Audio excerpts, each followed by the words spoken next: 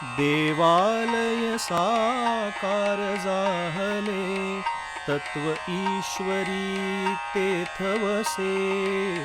भारवाही आधार तयाचा, निश्चलपण पायात बसे. तेज ईश्वरी साठवताना, डोळे भरुनी हृदयात. पत्थर पायातील सुदे, कुठेतरी पण स्मरणात. पत्थर पायातील सुदे, कुठेतरी पण स्मरणात. पत्थर पायातील. संघस्थापनेच्या शताब्दीनिमित्त सादर आहे संघव्रती कार्यकर्त्यांची जीवनगाथा. ठाकूरदास टंडन राजस्थानमधील राष्ट्रीय स्वयंसेवक संघाच्या कार्यासाठी ज्यांनी आपलं संपूर्ण जीवन समर्पित केलं, त्या श्री ठाकूरदास टंडन यांचा जन्म 19 नोव्हेंबर 1927 या दिवशी सिंध प्रांतातील हैदराबाद येथे झाला. त्यांचे वडील श्री टहलरामजी हे लाकडाचे मोठे व्यापारी होते. त्यामुळे ठाकूरदासजी यांचं बालपण अतिशय सुखासमाधानात गेलं. एकूण 6 भावापैकी ठाकूरदासजी सर्वात लहान होते. जेव्हा हैदराबादमध्ये शाखा सुरू झाली, तेव्हा त्यांचे वडील बंधू आणि मग ते स्वतः स्वयंसेवक बनले. 1944 सिंधची प्रसिद्ध शाळा नवलराय हिरानंद अकादमी येथून मॅट्रिकची परीक्षा उत्तीर्ण होऊन त्यांनी इंटर सायन्सला प्रवेश घेतला.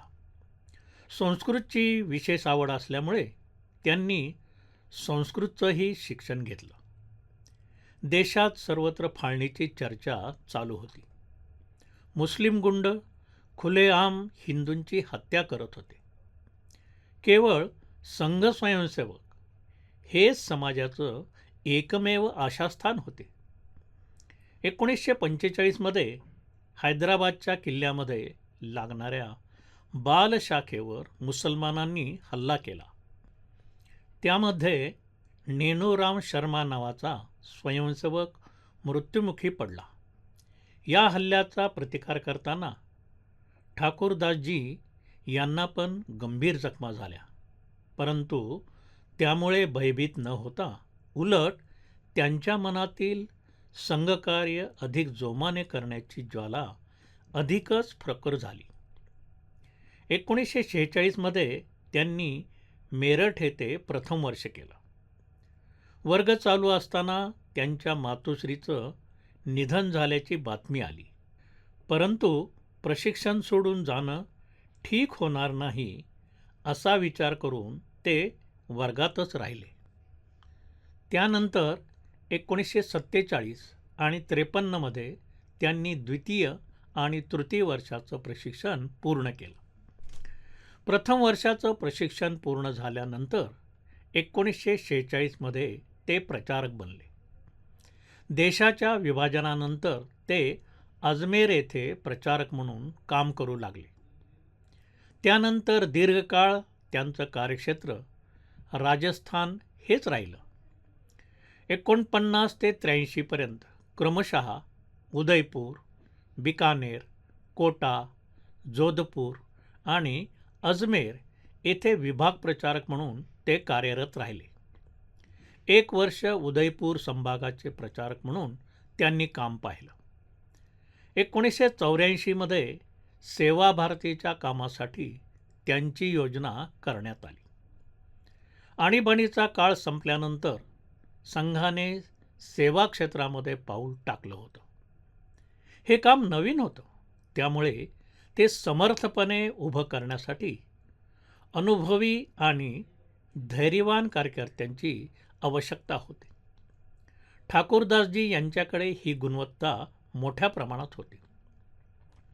राजस्थानच्या गावागावातील अनेकांचा परिचय असल्याकारणाने थोड्याच वेळात त्यांच्या प्रयत्नातून सर्वत्र सेवाकार्याचं आणि कार्यकर्त्यांचं जाळं तयार झालं.